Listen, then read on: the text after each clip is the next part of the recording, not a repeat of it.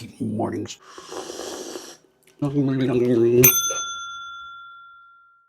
All right, so drum roll, please. I've got the final Ecclesicon tally. Unless we get some random donations arriving late, we raised $7,360 to be split $25.75 between the church's roof replacement loan and booksmiles.org. There were people in attendance from Texas, Tennessee, Indiana, Maine, New Hampshire, Massachusetts, Connecticut, New York, Pennsylvania, and New Jersey, which blows my mind for such a small convention. There were folks there for whom Ecclesicon was their first ever convention experience, and that thrills me. It was wonderful. And now, I can't wait to do it again. Guess I'm a glutton for punishment. This week in my Tales of Argosa campaign, one of the characters lost a foot. Now, I know there are folks who don't like that sort of thing in games because it makes it feel less gamey, but I loved it. Yeah, the group had to retreat because the character was down to 1 hit point and, may I reiterate, didn't have a foot, but they went back to a safe area and took a long rest while the artificer created a prosthetic and the character got acclimated to it. It took a couple of weeks. Meanwhile, the world moved forward and things are happening beyond the party's point of view, and I like it. And when you think of it, adventurers really should look beaten up. What they do is dangerous, and they get hurt a lot. One of the cool things about Ecclesicon is my church members who volunteer and catch a glimpse of this weird aspect of their pastor's life. One of the most insightful comments came after one member had a long conversation with an attendee and said, "I felt like I was speaking with you." Now, this didn't mean that person had the same personality as me. It wasn't an implication that we were somehow clones. Rather, and this was explained to me, my church member could see the same parts of the brain firing as they talked. And as I think about it, yeah, that kind of makes sense. While gaming is for everyone, I got to admit it appeals to people who tend to share a certain cognitive processes. And together we just create this fun complementary palette of weirdness. And I love it. After Dave got done running his plague-bound funnel, he grinned and said, "I killed 23 people." My daughter actually wants us to have a quote board next year so we can remember quips like this, which would probably get us investigated in any other context. Statements like, "I didn't mean to blow up the bridge, it just happened," and "if I don't pay this fine, you all really need to get out of this building." Yeah, we're going to have that board next year. I really need to stop taking weeks off. Now, the GOP in the Senate wants to allocate $1 billion of taxpayer money for the stupid ballroom because of what happened at the White House Correspondents' Dinner. And guess what, folks? We were always going to pay for the oranges overcompensation. Meanwhile, the Strait of Hormuz is still closed. Gas prices are way up, which is going to increase the cost of everything. And there are fuel shortages all over the globe. But the Orange's minions are going on TV and bragging about how much credit card spending Americans are doing. This is not a flex. People can't afford to pay cash for necessities. As this is all going on, the Supreme Court has crushed the Voting Rights Act, which, and I'm sure everyone is shocked by this, has racists rushing to make sure that black people don't have representation. Louisiana's primaries have been postponed, even though voting had already started, and the GOP redistricted Memphis to split the city up with the predominantly white suburbs in order to make sure that the black people living in Memphis itself didn't get their own rep. Welcome back to Jim Crow, where the orange can rant about Anglo-Saxon strength with zero concern that he'll be called to the carpet for naked racism. Now, I gotta say, there are signs that the MAGA cult is showing an increasing distance with the orange, particularly over the war with Iran, which is not a war I don't know anymore, but it doesn't really matter. The orange was always just a useful idiot to kill any chance of having a government that represents rather than rules. Oh, and if the DNC thinks it can throw up its hands and say, "Well, don't look at us, we didn't do this," think again. The DNC keeps acting like this is just politics as usual, which makes them useless. Now look, I don't care what race or religion someone is. I don't care what someone's sexual orientation or gender is. I don't care if someone is socialist, capitalist, left, or right. I want all of those voices in government. All of them. I want them creating situational coalitions which do serious work on behalf of all of us.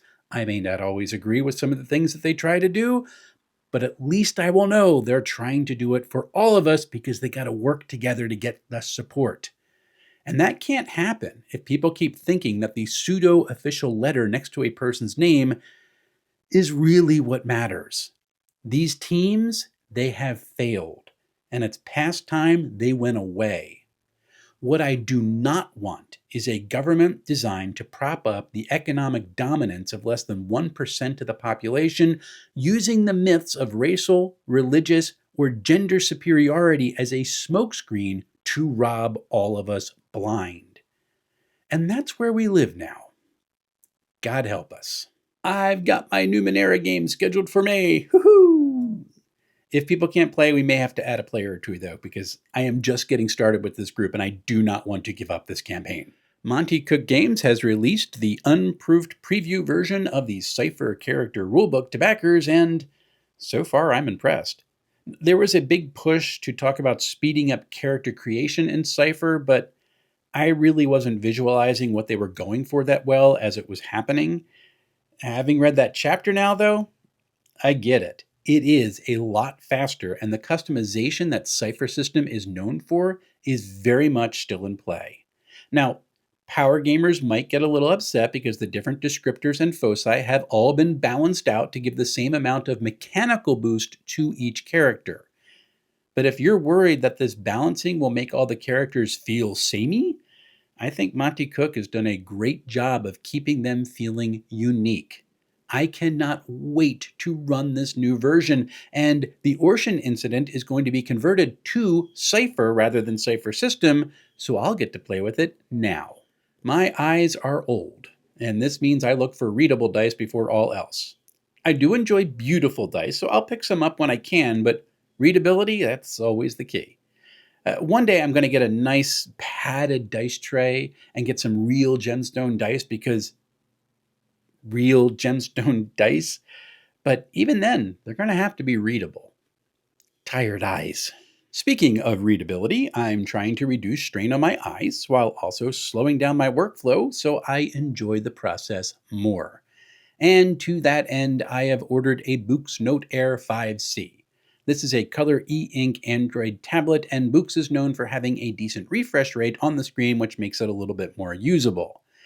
Now, I am not thrilled with it being Android. I don't want to give my information to Google, but that does mean I'll be able to install my cross-platform productivity apps, Dropbox to move files, logos for Bible software, and I can even sync a folder with Scrivener so I can do my long-form writing on it without having to manually move files back and forth. That is a win.